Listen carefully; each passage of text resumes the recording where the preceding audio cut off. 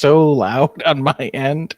Where did that intro come from? I was not informed of this intro change. I made that forever ago, and I don't remember if we've ever used it or not. And I just saw it in the in the media assets, and I was like, let me use this. Let me see what happens. And of course, I'm at like 100 volume here, so that was incredibly loud. Oh my goodness! Listen, we have to modernize, champ, and by modernize I mean experiment. Well, at least get the logo right next time. I know this is off topic. This is off topic, but I just some breaking news. Okay, Marjorie Taylor Greene is resigning from on this is on January 5th. They are resigning. Send me the link, or I'll look it up too. What? I got a CNBC link. You just pull it up. Type MTG. MTG resign. Magic the Gathering. Thank you. Magic the Gathering is resigning from card games. I wish they would, honestly. They just adding anything into literally my boss just messaged me and said Marjorie Taylor Greene's resigning. This is incredible. What time the timing of this is insane. Literally 38 minutes ago is when the CNBC article went live. Mm-hmm. All right. Nothing to do with the topic of today. MTG announces she's resigning from Congress after split with Trump. Rep. Marjorie Taylor Greene will resign from Congress in January. The Republican firebrand announced on Friday, following her high-profile public falling out with Donald Trump over the Epstein files. I have too much self-respect and dignity, love my family way too much, and do not want my sweet district to have to endure a hurtful and hateful primary against me by the president we all fought for, only to fight with and win my election, while Republicans will likely lose the midterms. It's all so absurd and completely unserious, she added. I refuse to be a battered wife, hoping it all goes away and gets better. Her final day of office will be January 5th, she added, well before the 2026. Wow, oh my God, 2026 midterm election. The Independent has contacted the White House for comment. Greene, once of the president's closest allies and biggest supporters in Congress, has been locked in a heated public spat with Trump in recent days over a variety of issues ranging from healthcare to affordability. None have provoked Trump's ire, however, like her stance on Epstein scandal. Earlier this month, she accused Trump of a huge miscalculation by not doing more to release the government's remaining Epstein files, prompting Trump to brand a Georgian Republican a ranting lunatic and announced he would support a primary challenge against her. Greene was once also one of small groups of Republicans in the House who allowed a proposal to move forward to force the government to release more Epstein files. This paved the way for an outpouring of pressure that accumulated in Trump this week, signing a bill to free up the files after months of resistance and attacking the GOP supporters of the effort as stupid. The entire process marked a rare rebellion from within the party. And there she is. That's bananas. Breaking news. I did not expect that at all. Literally, as we went live, my phone vibrated and it was my boss going, Marjorie Taylor Greene's resigning. Yeah. Jeez Louise. Yeah. Well, yeah, Ash, we're supposed to be talking about dating under capitalism. Which we are dating under capitalism, me and Ivan. Yeah. That's how I was going to start the podcast, was you saying. Yeah, here we are. Yeah, exactly. Dating under capitalism be like the economic hardships we must do to divorce and possibly domestic violence. Dating under communism be like, we are so happy our family has a future. I never knew that was what Cobra Commander looked like, but you know what? Now we know how the show evolves. Jeez Louise. So what do you think? So like low key, I'm kind of like, are they just resigning because of the pressure from the president, or like, do you think this could be an indication of like, because I've made this prediction before that as the Overton window is shifting, the Democrats are becoming more right wing, more Republicans will start to move towards the Democrats, or be more neoliberal. Well, while like the actual Republican base becomes more radicalized. So like, a lot of the. Go ahead. I was like, a lot of the Democrats now are, if you look at policies, they are very much where Bush era Democrats were. Like current Democrats are just Bush era Republicans. That's what I meant to say. So as the Overton window shifts further and further to the right, they're like, well, I'm comfortable with where we were then, but I'm not necessarily comfortable where we are now. And I know for a fact, because what's her name? Lauren Boebert said that she had personally received a call from Donald Trump saying, "Hey, change your vote on the Epstein release."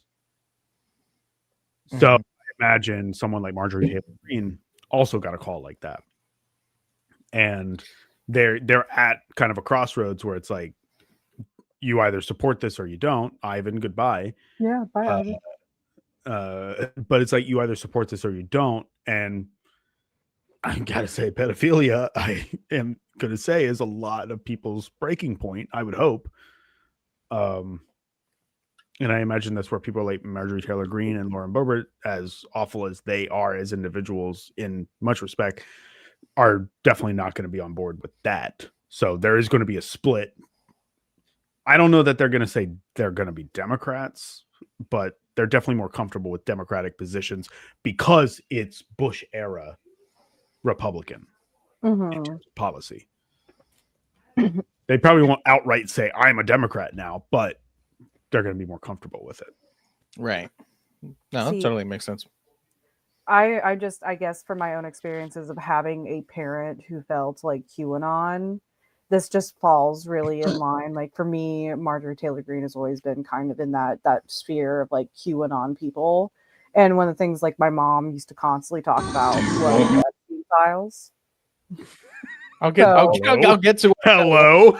Yeah, hello.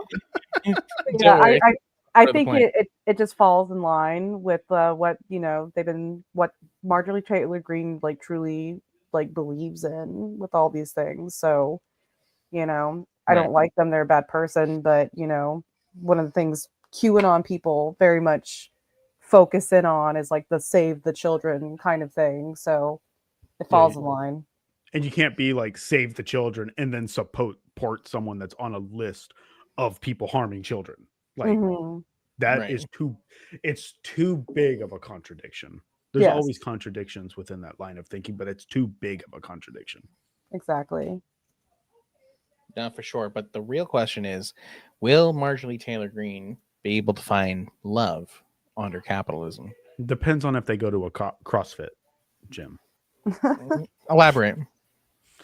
Marjorie Taylor Greene is known for doing CrossFit, which is the not controversial take. CrossFit does nothing for you. Isn't it really bad for you? It's doing the workout in the worst possible way to where you're not actually getting any gains, but it looks like you are. So it's all glam, but like there's no okay. So like if you've ever seen it, you'll see there's actually a video of her specifically doing it where it's like a push-up, but so when you're doing a push-up, holy fuck, dude. Pull up. You grab it, ideally a wide stance, and you pull up. You get the bar to about your chest level, and you stretch your back as much as you can. But with CrossFit, you go like this, and then you swing out, and you kind of do this. So you can do more reps, but you're not actually stretching the muscle properly. So you don't actually get any stronger. But when you post it online and on videos, it looks like you're doing a lot more because you tire yourself out really quickly. It's the same thing as like working out at the gym for 3 hours versus 30 minutes at high intensity. Yeah, you might feel like you're doing more when it's 3 hours, but you get more gains from a 30-minute workout. I used to work out all the time. This is my qualifications. I have become lazy in typical communist age. Typical communist. I need to start working out again. Please, hey chat, bully me to work out again so I can be an Adonis. You already are, BB. Thank you. That's why we're dating. Under capitalism. I'm the third wheel here. You are. Yeah. You're the chaperone. Nico, I need you to leave for a second. No, Nico must stay with me. It's not polite to for me to be left alone with Cruz. Okay. What were you saying, bro?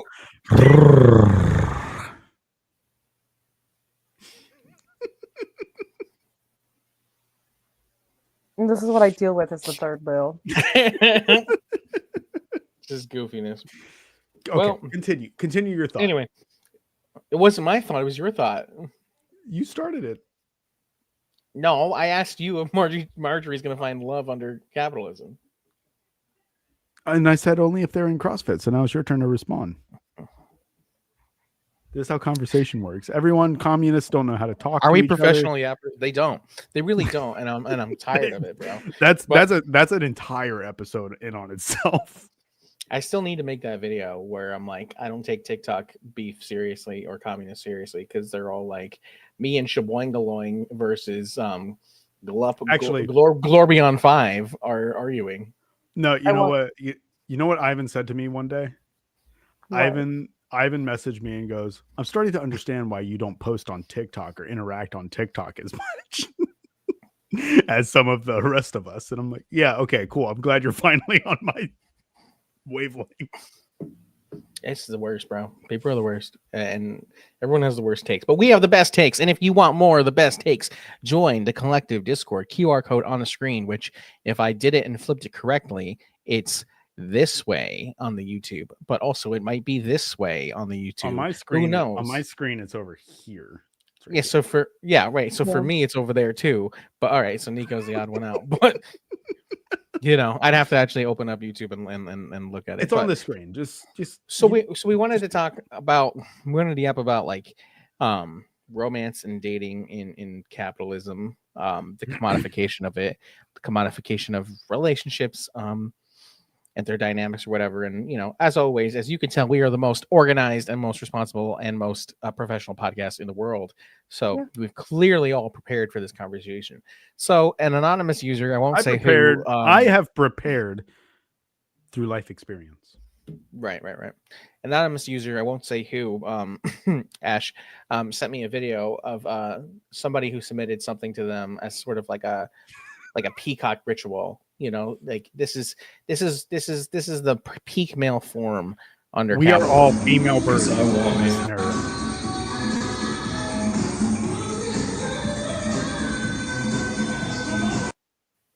Let's break this down, right? Like, why would someone send something like that? You know, like you could argue that like sure they're trying to be like eccentric and you know. They're trying to stand out, you know, funny, quirky, LOL, so random. But like, we could also just talk about sort of like the deeper, like, blatant sexuality of it, or at least its attempt to, as like the first introduction of like, this is me to you, you know. It's pretty crazy. Like, what happened to hello? What happened to how are you? Not to sound like a conservative pundit, but like, damn. Well, I mean, like outside of capitalism, communism for a second, like the internet really changed that.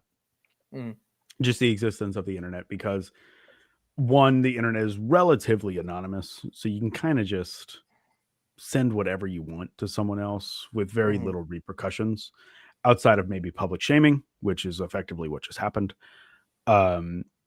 And two, in the instance where like a behavior like that does get a response, where it's like, oh, that was kind of funny, let me talk to this person, because ultimately the response is what you're looking for.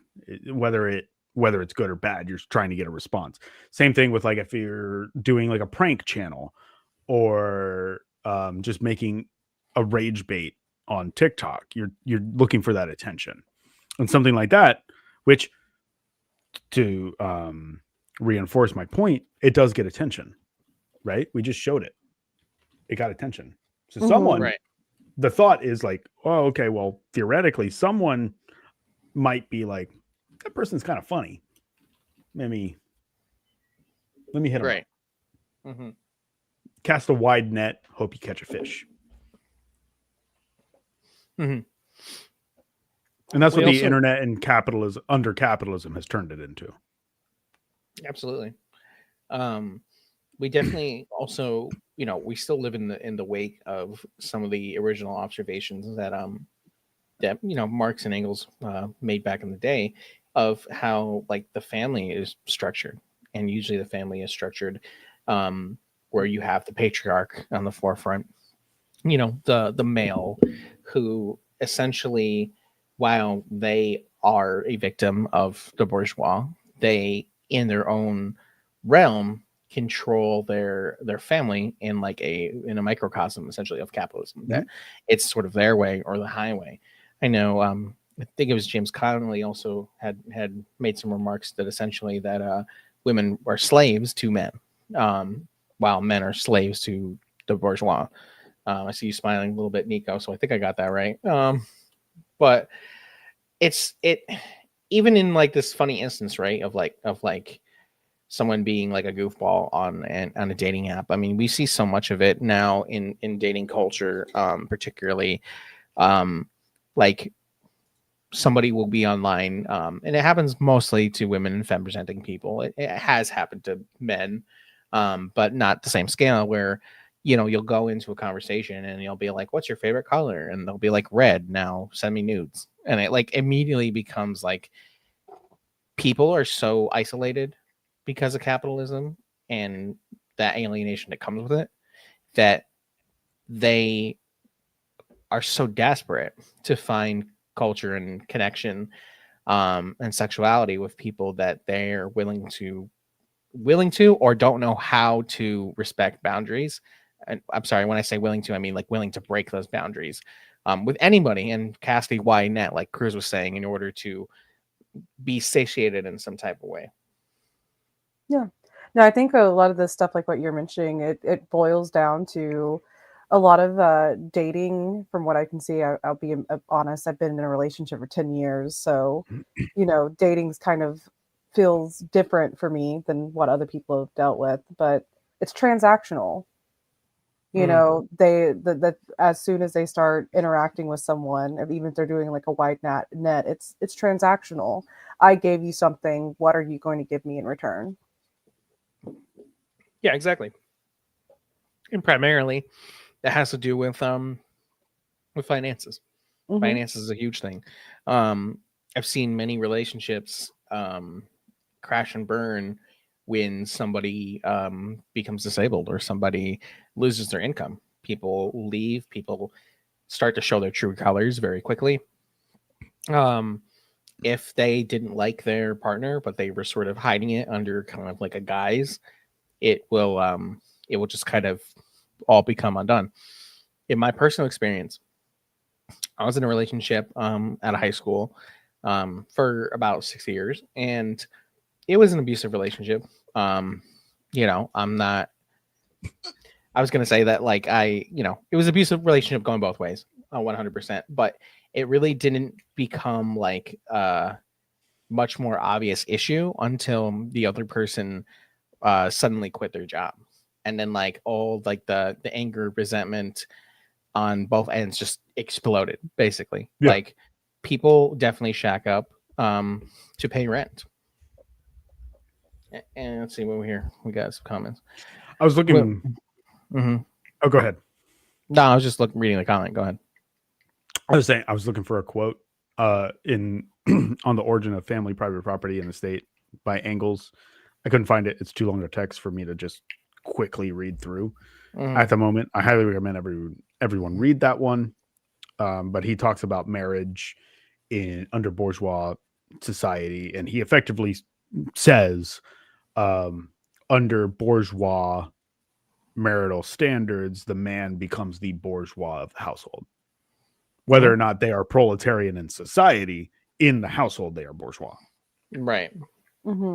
Because of the arrangement that we have with marriage. We have a decent amount of people on YouTube right now, so I do want to interrupt real quick and show this off. We have a comrade here. Where did my file go? It's missing. Oh, there we go. It's loading. Yeah, so we have a comrade here who is in need of some financial aid, some mutual aid. They need $610 by November 24th, or they and their family, including their children, are going to be evicted. So if anyone has any money, I'm going to put the Cash App up as well, in order to basically try to help this person out. Or just pause the screen and follow them here on TikTok. You'll find the video. You'll find the Cash App. But they're a supporter of Ash, so therefore a supporter of the show. So we want to support them as much as we can. Thank you, Janet. And I will do that as another reminder as we go on. Probably put it up at the very end of the show too. Yeah. Yeah, no, for sure. But yeah, whoops. There we go. Oops. Boom. Okay. But say the last part of your point, Cruz, because I was going to say something and then I tried to do this real quick. I mean, that was more or less of that particular point. I'll get into some other points later. But like Engels is specifically saying that bourgeois marriage, especially pretty much in various societies, is male centric and is focusing on the private property and private ownership of men. Like men's last name is the one that gets transferred over in a good chunk of societies, not in all of them, but in a good chunk of them, especially under capitalism. And as capitalism developed further and further, even more so as feudalism developed further and further, it became more male oriented. And then you have like he talks about a lot of like arranged marriages, business oriented marriages, the marriages of nobility under feudalism, and then just the puritanical standards that Western societies tend to have as a result of all of these additional factors. So that book in particular talks about like liberation of marriage. He has a bit more of a cynical view of marriage than I think many of us might have in the modern day. But again, it's like 110 years ago that he wrote the thing. So like we're allowed to evolve a little bit. It's true, but it's also true, despite the age and how long ago that these things were not first commented on, but commented on in a Marxist sense.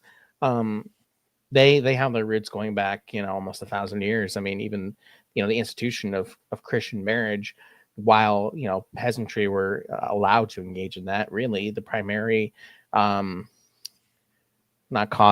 desire of such an institution was to form military alliances to create good relationships between dynasties.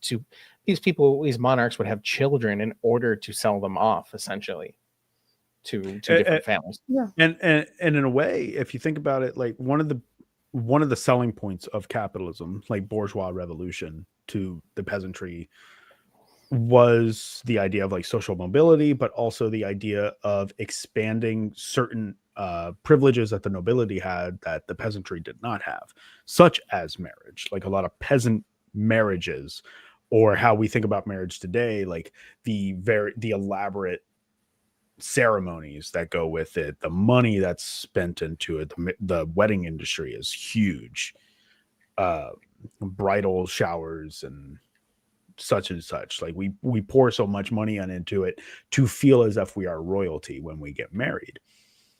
And that was limited to the nobility under feudalism, and capitalism, as it was developing, sort of sold it as like, hey, be the king of your own castle.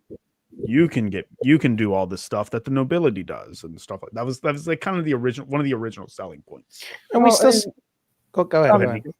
Was the intention? I mean, one of the things like you're talking about, Engels, I really recommend if you read that book to follow it up with Caliban and the Witch by Silvia Federici. Yeah. It talks about distinctly like marriage in that sense was used because the peasantry was seeing themselves with the ability to own land, to own property. And the best way for them to control that and make sure that got passed on to a male son was to adopt marriage. Mm-hmm.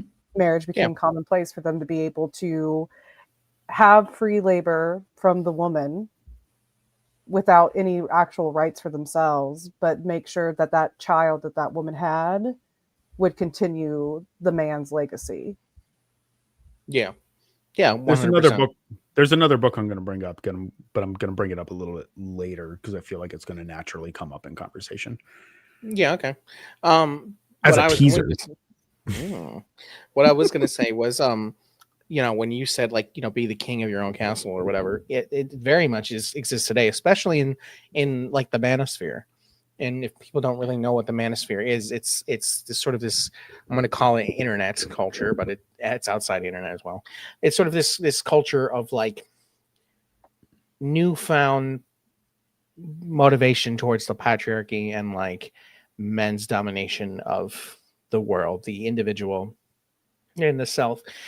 And one of the things that is talked about a lot in like the manosphere, especially I've seen as like as I've seen through as like a person of color, where a lot of us who, you know, are Americanized or grow up in the West are sort of, you know, while we live in a conjunction of like being held down by white supremacy, one of the things that white supremacy uses to ingratiate itself is patriarchy, right? So I see a lot of like, even within my own culture, Americanized Latinos, I see this sort of concept of like when you start talking to when you talk to other guys, right, other mass presenting people about dating, you almost always will get to the conversation of 50-50. And it's sort of this concept that like as a man, you and I've heard different iterations of it, but as a man, you can't really call yourself a man if you go 50-50, presumably with a woman, so like paying bills or for dates and stuff like that. Oh yeah. Or it's the opposite, where you should go 50-50 because a woman has to, you know, put out financially in some type of way, even if you have the money, because you have to see if she's just trying to basically take advantage of you. And then on the opposite end, I've also seen and heard in conversations like, you know, women who do subscribe to the manosphere, whether they, you know, consciously or not, say things like, I can't be with a person if we go 50-50. And there's this a huge conversation around this concept of like, what can someone financially provide for me? And it's very much similar in who's going to build the castle with me, you know, who's going to do this, my own little dynasty. But you don't have a dynasty, you have an LLC. Like, you're not like, we're all poor, bro. Like, we ain't going nowhere. This is all credit. This is all fake. We all suffer from that mentality. Like, one of my earliest relationships actually ended because I didn't make enough money as a man. And jokes on her, I make more money than that guy did now. And, but like, it was a very real like eye opener for me, because up until that moment, I would have considered her very progressive for as the terminology, where it's like, you know, it wasn't unheard of for us to split the bill on things like that, or oh, I pay for one date, she paid for another, and things like that. But then at one point she was just kind of like, oh, well, this guy makes more money than me, or makes more money than you and can provide for me, and I'm going to go with him instead. And I was like, oh, well, shit. Like, but it affects all of us, you know. And yeah, that's kind of the end of that thought.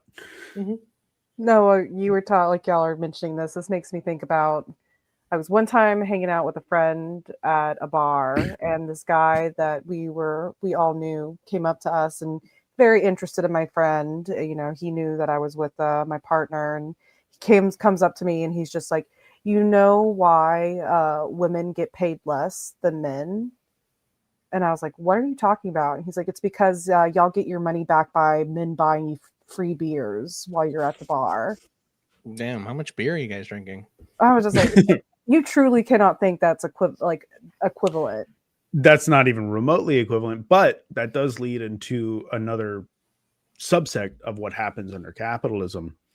I'm sure most of us are familiar with the term, like, if the product, if what is being sold is free, then you are the product. And like, if you look at a lot of bars and they have like ladies' nights, right? The women get in for free. It's because women are the product. They're trying to draw men in to pay for alcohol, and women are ultimately the product. The commodity is the product, not the alcohol they're buying. But that's how our society, it becomes very, you said it before, Nico, but it's very transactional in how we date and how we interact with each other, men versus women. Right. and everything in between. And one of the things that Marx wrote about pretty extensively in sort of angles is that basically like, so like, what's the point, right? Like, what is the point of getting these poor people to date each other? Well, if you look at the concept and understand the concept of like the nuclear family, right? It's the same thing. Like families are units. That's what the capitalist, the bourgeois see us as. They want people to be as grouped in their own little individual spaces, and then you can sell them more stuff. A family needs 2 cars. A family needs sometimes 3. Yeah, a family needs their own 4-story house, whatever. Who the hell has 3 cars? So what happens there is you have one for the husband, one for the wife, and then if when the child turns 16, there's an expectation that they have their own car. At least in the circles that I grew up in, right? Like obviously we have very different experiences in life, but there was an expectation that the kid would have their own car at 16. I could not imagine buying a child a vehicle. And then it gets even worse if you have multiple children, right? Then you have so my family didn't quite follow it the same way. Like it spread out a lot, or the way it was for me is my dad showed up with a car one day and he was like, "Hey, I got my driver's license a little late." Fun fact about Compañero Cruz is I did not get my driver's license at 16. I got it at 17. Wow. And my dad showed up on my 17th birthday. He's like, "Hey, here's a new car. By the way, you have car payments now. You better get a job." Oh, because you got bills to pay now. But that's how it worked with my sisters. But at one point when we were all living together, there were 5 cars because we all had an individual car. Granted, my parents didn't have to pay for those cars. They paid the down payment for us to get it, but we had to pay for the payments ourselves.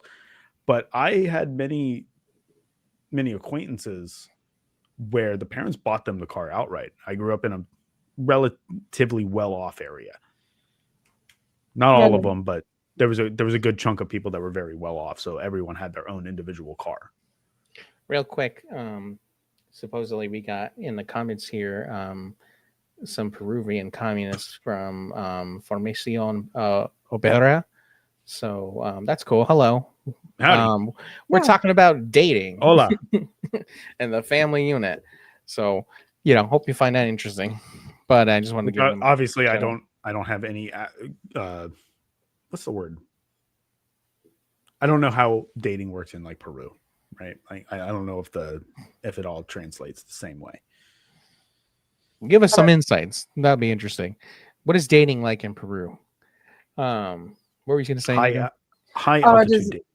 I was just going to say I have seen them in Ash's Live. They are a very principled comrade in org. Yeah, so it's nice to see them here. Go on our QR code over here. Join our Discord. Yapathon 9000. Let's chat. There are Spanish speakers in our Discord. There are. Well. I'm not one of them, despite my name. I don't know, Coco. What do you hate about what do you hate about dating? I'm gonna say probably, but what do you hate about it? Let me think back. Yeah, I also think that with the alienation and isolation that capitalist society produces, not only is it forcing people to basically be in relationships to pay the rent, but it also forces people lose the ability to socialize, or they're never taught it. And what happens is a lot of people, happened to me when I was a young lad, you as soon as you get an itty bitty amount of attention, you're like, yep, that's my person. And you ignore some severe red flags that come up. Like for me, I ignored, obvious mental health issues, abusive issues.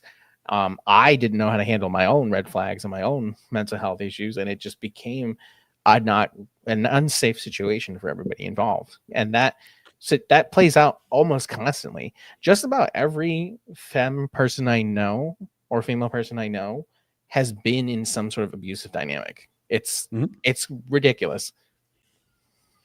There's also the fact that capitalism kind of reinforces this notion of milestones. Like if by a certain point you're supposed to be a certain type of person, you're supposed to be at a certain level of development, financially, socially, anything like that.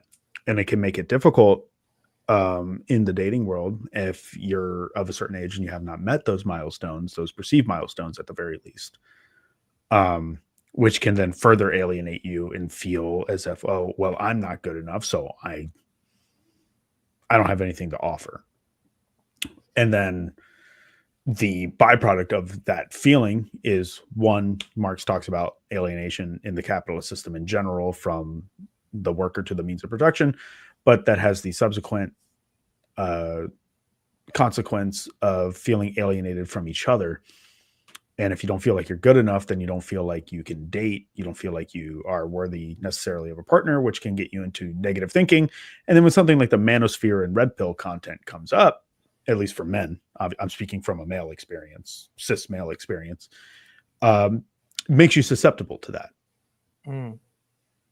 Yeah, and I think coming from like the femme presenting side, like what you mentioned, Ivan, like how you're phrasing it for like the like kind of the masculine men side of dating. I think for a lot of women, like when we start dating, especially as we get older, like we are trying to sell ourselves, but only almost always in a physical aspect. We have to be thin, we have to be pretty, we can't have wrinkles, we have to show that we can still have kids, you know, all these kinds of things. Like we are literally being forced when it comes to dating under capitalism to commodify ourselves, to become a product to be sold to people. And because we get told from even a young age that, you know, a lot of ways, like you hit 35, you're useless. No man will want to date you after that. You know, oh, you're gaining weight because, you know, a lot of women do gain weight as they go older. You know, naturally, you start getting wrinkles. Like, oh, you are unvaluable. So you're more likely to fall into this line of like, I have to stay with someone who's harmful to me because no one else will value me, or I have to take someone who doesn't meet these type of goals that I have for myself because they're the only person that will value me. It's the concept of settling for someone, right? Like, I saw a post. There's like a person on TikTok, and she talks about dating from like a bisexual experience, like her experience dating both men and women. And she'll like stitching's not really a thing on TikTok anymore, I don't think. She like records and then responds to something. But there was one video in particular, I cannot remember this creator's name, by the way. That's why I'm not saying it. But they were talking, like in the video that she was stitching was like the perspective of a man and woman in the dating sphere, and the guy, he was very red pill. So like, and she was like, I don't agree with this guy, but it brought up a point where he was talking about like how much money he had, how tall he was, his physical fitness and attributes.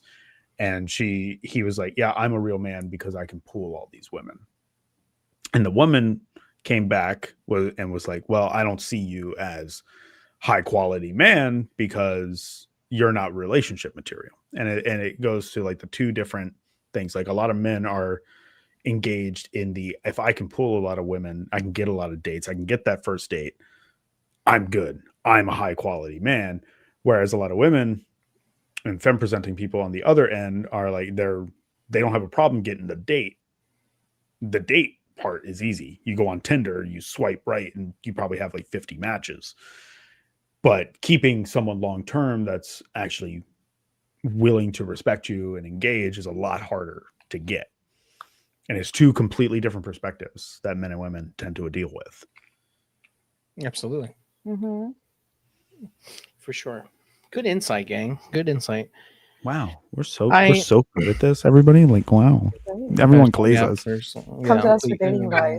Yeah, exactly. Let's play the communist dating game. Whoa! Please don't. Yeah, I don't want to hear about your relationships. Yeah. I don't mean a relationship. Okay. You know what?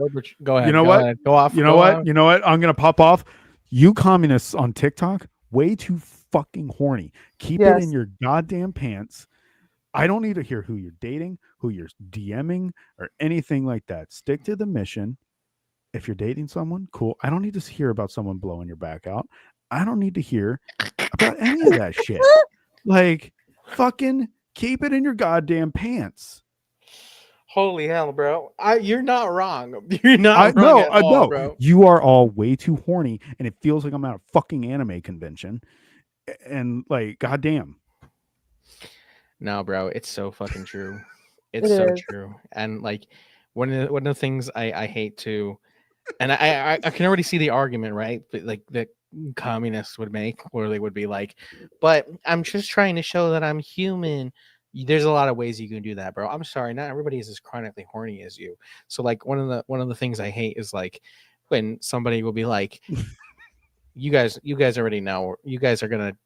Do you know why? When someone's in a relationship with somebody on TikTok, whatever that means, and they're like making posts about that person, and like they're making posts about each other, and I'm like, are you guys in the 6th grade? What is happening right now? Like, I don't know. I don't think they call. Maybe that's the conservative side of me, champ, but like, hey, I just don't think it needs to be advertised. I just don't. Ivan, are you ready to do some theater with me? Yes, let's do it. Okay, you ready? Yeah, okay. Yeah. It's a TikTok sound. If you know the TikTok sound, please follow along. Do you know why I had to punish you earlier? Yeah. Why did I have to punish you earlier? Because I bit you.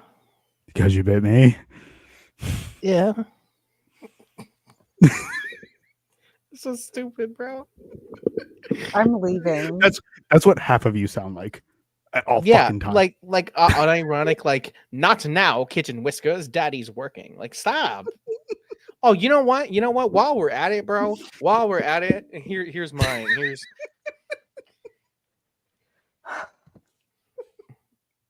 Stop sending each other feet pics. Stop it. Stop it.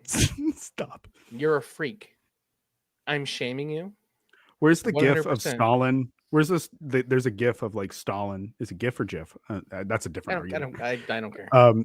But Stalin just like, just looking like off to the side. Yeah. Just that's how I feel listening to half of you talk. For real. But like, stop sending your feet. It's weird, bro. I don't want to see them. First off, and like, okay, well, it's funny because like. It's not though. Like, you're actually just coming off as like a loser, and I've brought this up so many times before on this stupid show. Like, you are. It's my show. I can call it stupid. It is. What was I gonna say? Like, I lost my train of thought. It's fine. Okay, like again, I've said this over and over and over again. You claim to be a communist, right? Okay. So the things you say and the things you do are reflective of your principles. So when you're out here being a freak about feet, you're sending this message that you're a fucking weirdo, bro. Like, stop. When people see that, like, it's just weird, dude. I don't care if you're into feet. I really don't know about it.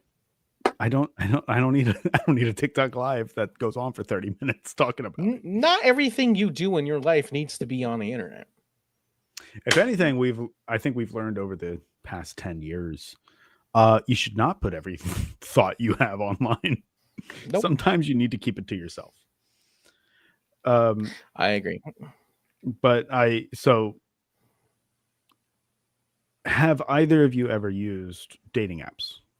Yeah. No, actually, surprisingly. I was like, because Nico, I feel like because you said 10 years you've been in this relationship.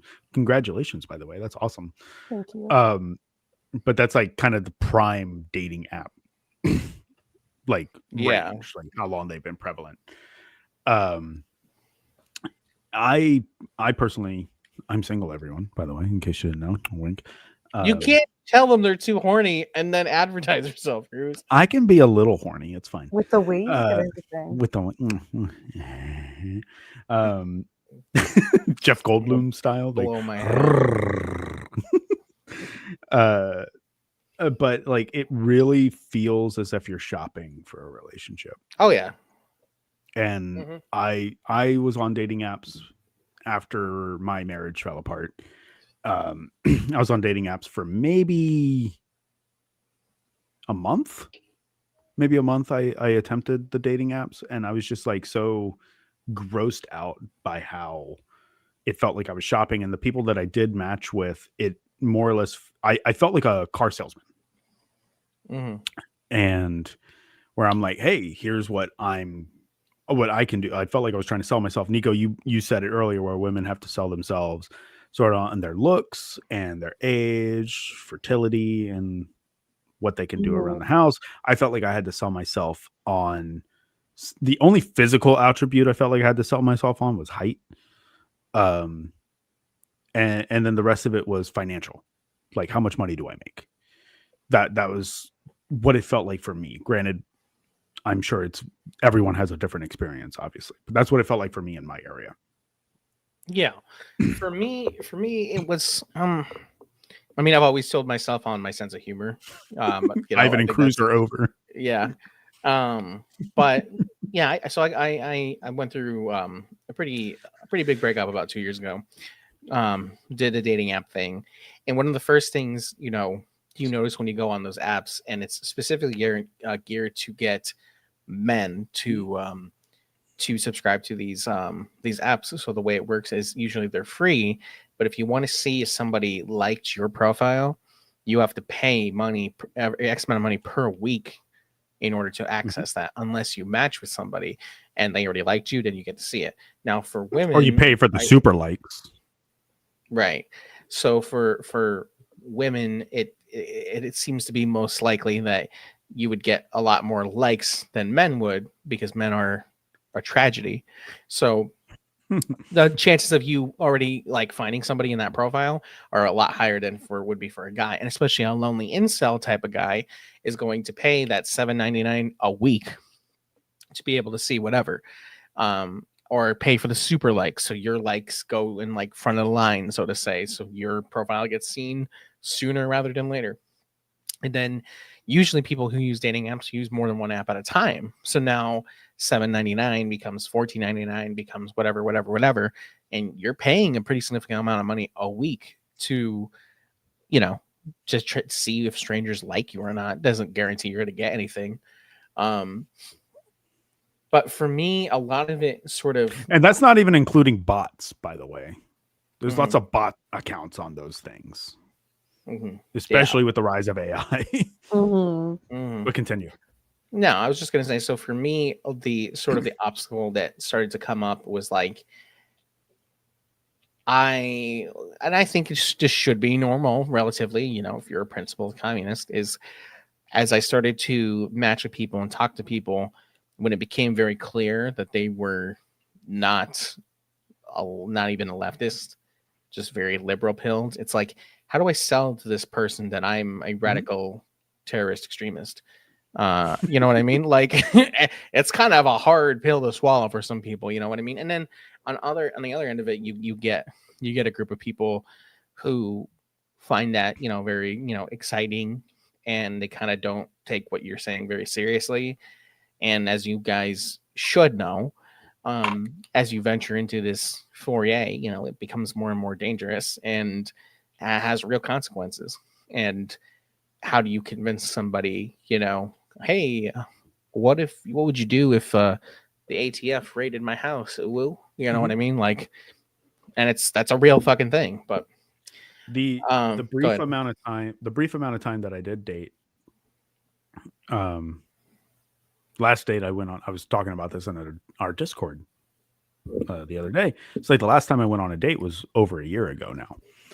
And I kind of had to say to them, say, hey, ultimately, end of the day, the cause is where my heart is. Like, You're always going to be second. And that's kind of, kind of a shitty thing to say, but I'm also being very honest. Like, ultimately, my love of the people outweighs my love of you. So like, if you're on board with that, cool. If you're not, then you're not the love of my life. And like, that's just where I am, which is not compatible with the capitalist mode of dating.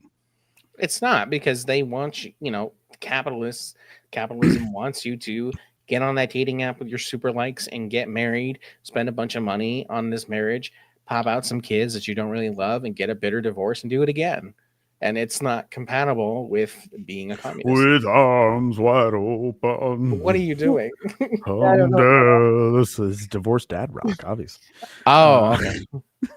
See, I was going to say real quick, because you're talking about dating apps and how transactional they are. Sometimes I think being in a relationship for 10 years, I started to realize like pretty quickly that even though I'm happy in my relationship and not interested in like finding someone else, how much other people's, particularly cis men, all of a sudden you're invisible as a person because you're not dateable. You're not sellable to them anymore. So they have no interest in you being a person whatsoever. Mm-hmm. That's something I deal with a lot, being someone Absolutely. who's in a relationship. I think I made more friends on Tinder than I did dates. Because I was just like, oh, you seem like a cool person. I don't want to date you. Like, I don't think we'd vibe dating wise, but I want to hang out. One of the things that we pride ourselves at Collective is that I think our Discord is way safer for female and femme presenting comrades to come and interact. We hope. That's Please true. If otherwise. it's not, you can call us out for sure. But or just let us know, tag us, But anyway, my point is, you're right, Nico, because when even within our own movement, when people find out that you're married and unavailable, either they ignore you or they'll wait for a moment to somehow insult you about that, because you are now an extension of this other thing, this other person, and you have no value to them, which is directly not compatible with Marxism. Yeah. So I mentioned earlier that there was a book I wanted to bring up. And it came out a few years ago. I've read it one time. I feel like I need to read it again. And I know it was pretty popular on TikTok when I first got on TikTok. Like it would get brought up every now and again. But it's called Why Women Have Better Sex Under Socialism and Other Arguments for Economic Independence.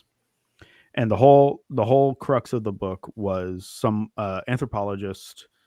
What is their name? Kristen Godsey. Basically interviewed people in Eastern Europe, East Germany and West Germany and Scandinavia, like countries that had at one time been communist and then weren't communist. And then trying to analyze the difference in dating between socialist systems and capitalist systems. Socialist systems and capitalist systems. You know what I meant. And if I remember correctly, the overall finding was that because the financial burden had been lifted under socialism and communist systems, women didn't feel as though they had to have a man in order to survive. They had access to the full scope of society on their own. Regardless, they were able to marry and date for love and because they actually like a person, which ultimately, leads to better sexual encounters and long-term relationship encounters. Obviously, the title of the book is meant to grab your attention.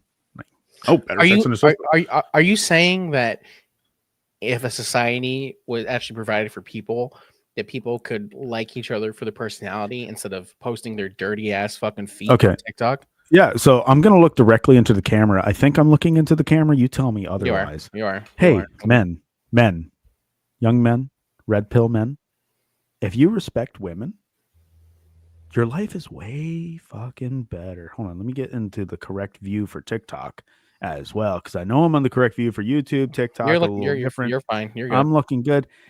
Respect women. They will like you more.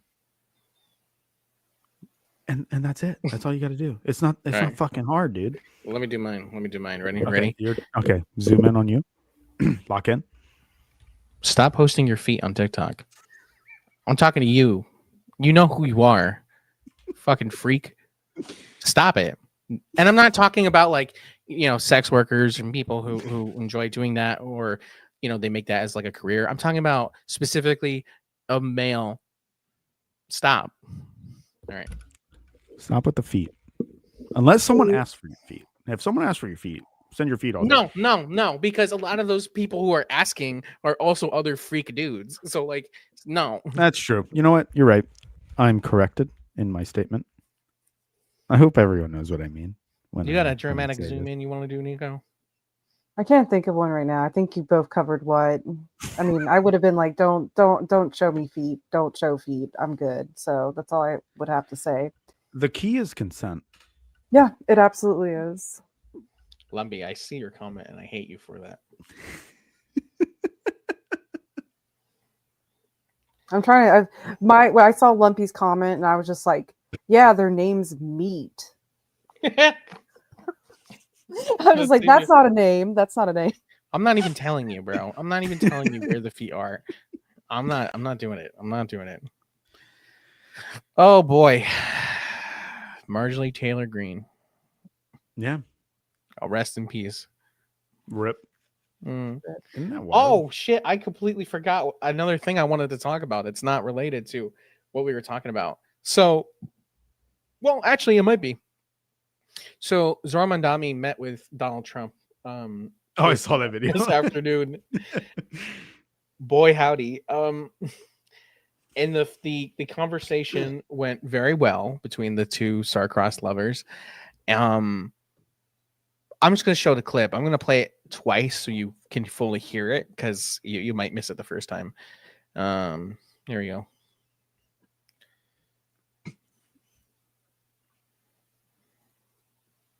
Are you affirming that you think President Trump is a fascist? I've spoken about. That's okay. You can just say yes. Okay. All right. Okay.